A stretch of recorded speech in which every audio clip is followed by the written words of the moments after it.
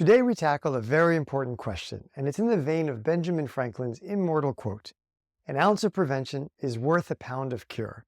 And that is, how do you prevent injuries in soccer?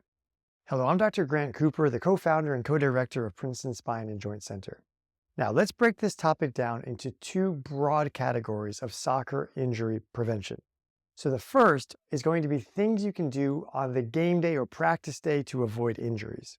And the second will be exercises that you can do to target specific muscle groups that will help bulletproof you for soccer in particular. Okay, so we'll start with things that you can do on the day of playing. Some of this will hopefully be common sense, but some of it might surprise you. So first, whether it's a practice or a game, you've got to be sure to warm up before you start playing, right? Just to get your blood flowing. Exercises like jumping jacks or a light jog are really excellent for this purpose. Next, you want to be sure to always wear your shin guards and make sure you have well-fitting cleats with laces that are tied well. Now, this is particularly important for the younger age groups. I know I have a young son, so I know what I'm talking about here. Untied laces can be basically an epidemic, so tie them up. Also, and this is an important one for more reasons than you might realize, stay hydrated. Proper hydration is important for everyone, and it's important for all sorts of reasons. But it's particularly important if you're a soccer player who is of the age to head the ball. Heading the ball, of course, is going to rattle the brain inside your skull. If you're going to be heading a soccer ball, the best way to protect your brain for the long term is to have proper technique when you do the headers, and also to stay hydrated. Even mild dehydration can lead to less cerebrospinal fluid in the brain, and this means that when you do something as simple as head the ball, or, God forbid, have a collision of heads, there's less cushion in your skull to protect your brain from the impact if you're dehydrated. When you're playing, learn as quickly as possible to dribble without looking down at your feet. This will, of course, allow you to pick your head up, see your surroundings. So in addition to improving your game, which it will do, it's also going to help you more easily to avoid collisions. Okay, next, get enough rest. This one can't be overstated. Rest is important for recovery from sport. It's also important to avoid injury in the first place.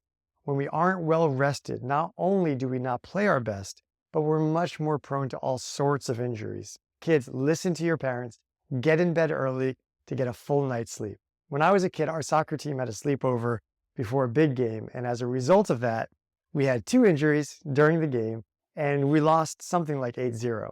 So needless to say, our coach, who incidentally was also my dad, never allowed us to have a sleepover before a game again, and he wasn't wrong to do that. Lack of sleep in teenagers is also one of the primary drivers of mental health issues. So in short, there are so many reasons to get a good night's sleep. It could easily be its own topic for a video, maybe it should be, but the bottom line here is make sure you get plenty of sleep at night. Next, be aware of your environment on the field. It's a simple but important one. When I grew up playing soccer, it was relatively common for there to be holes in the field, areas with rocks, sometimes there was even glass. Now these days, most soccer fields are really well maintained, but still, sometimes there'll be some small holes or other issues in the field. It's important to note those places because those types of hazards obviously can easily cause ankle and other injuries when you step on them. So look, ideally you're going to have a pristine field to play on. If it's not pristine, just be aware of any potential hazards, and obviously if the hazard is too significant, it needs to be addressed before you start playing. Now, we get to turn to the second category of injury prevention in soccer, which is to perform exercises that will help bulletproof yourself for soccer in particular. Okay, there are some common musculoskeletal injuries in soccer, and there are a few exercises that will go a really long way to help preventing those injuries. The most common soccer injury is a hamstring strain. Hamstring injuries can be extremely frustrating, and worse yet, there's a relatively high incidence of re-injury of the hamstring once the hamstring recovers, and often that re-injury is going to be worse than the initial injury.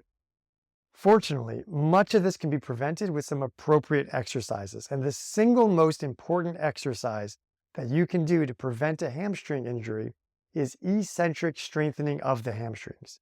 Eccentric strengthening means strengthening as the muscle elongates or stretches. Specifically for hamstrings, the research suggests the best single exercise for this is going to be the Nordic curl. In the Nordic curl, you're on your knees with your ankles fixed by a band or by someone else holding your ankles down, and you're going to keep a straight line from your knees to your hips and shoulders. And you engage your core to keep your back straight and protected, and then you slowly lower yourself to the floor by engaging your hamstrings. When you get to the bottom, you catch yourself with your hands and you push off with your hands and engage your hamstrings in order to return yourself to the starting position. For most people, this is going to be a very difficult exercise, particularly in the beginning. But stay with it, and you'll not only make your hamstrings much more resilient to injury, but you will also improve your overall athletic performance as well. Okay, next up, an adductor or groin strain is another common injury in soccer. Strengthening the adductors of the hip is a very effective way to reduce injuries in this area. The gold standard exercise for this protection is something called the Copenhagen Adductor. Now, all you need for this exercise is a partner or a chair or even a low table. But now make no mistake, this is not an easy exercise. What you're going to do is start in a side plank position and place your top leg on a chair or have your partner hold it for you. Then you're going to slowly lower your lower leg to the ground and raise it back up using your adductors to the starting position. This is one of the better studied exercises and will help reduce the risk of an adductor strain. Lateral ankle sprains account for about 15 to 20% of soccer injuries, and there are a lot of ways to help prevent ankle sprains that can be very effective. I'm going to give you my 3 favorite ones. So the first and the easiest one that's particularly important if you ever injure your ankle and you need to rehab it is to draw the alphabet with your foot. This is a great proprioceptive exercise, and you can do it whenever you're sitting, and you can do it multiple times a day. You take your foot and you draw the entire alphabet from A through Z. This one is great for ankle injury prevention, and it's also, if needed, great for rehabilitation. The second exercise that I like for soccer players in particular, although it does require a partner, is to take an unstable surface like a pillow or a balance board and have the player stand on one leg on the surface.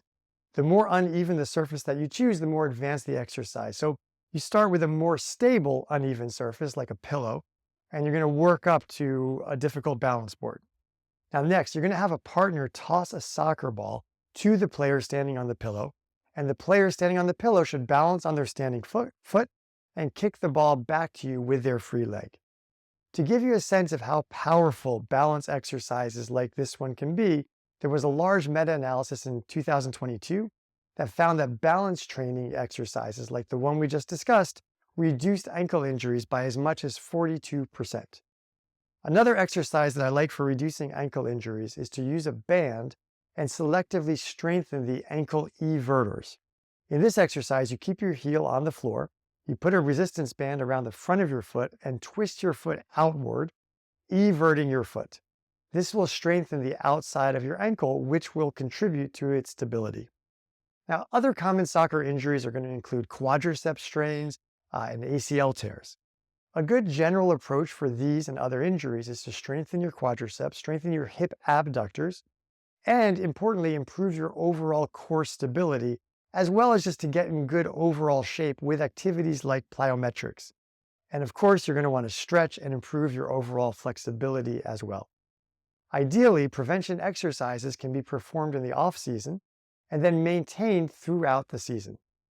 Now, over the years, one of the things I've seen, I've seen many professional and collegiate soccer players for a variety of injuries through the years. And one of the surprising benefits that players consistently report is that when they've gotten past their injury, they often report feeling like they're moving and playing better soccer once they've implemented their rehabilitation exercises into their overall workout program. So for example, there was one soccer in particular who he had hurt his lower back, and part of his recovery included core and hip stability exercises. And I saw him, he went off, he was all better. I saw him a year later, thereabouts, for something completely different.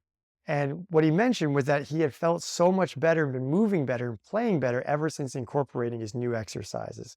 So for kids who might not be solely motivated by the idea of injury prevention alone, make sure they know that injury prevention is going to go hand in hand with improving their overall soccer game as well. And finally, injuries often occur when we get overly fatigued. So the better aerobic conditioning that you can get yourself into, the better you'll perform on the field. And also the less likely you'll be to become overly fatigued and ultimately injured. Okay, thank you so much for watching. As always, if you have any questions or comments, if you have any requests for future videos, please leave us a comment in the comment section. And remember, please press the like button as it helps us with our YouTube algorithm. We really appreciate your support. If you haven't already subscribed to our channel, then please consider doing so now. Thank you very much.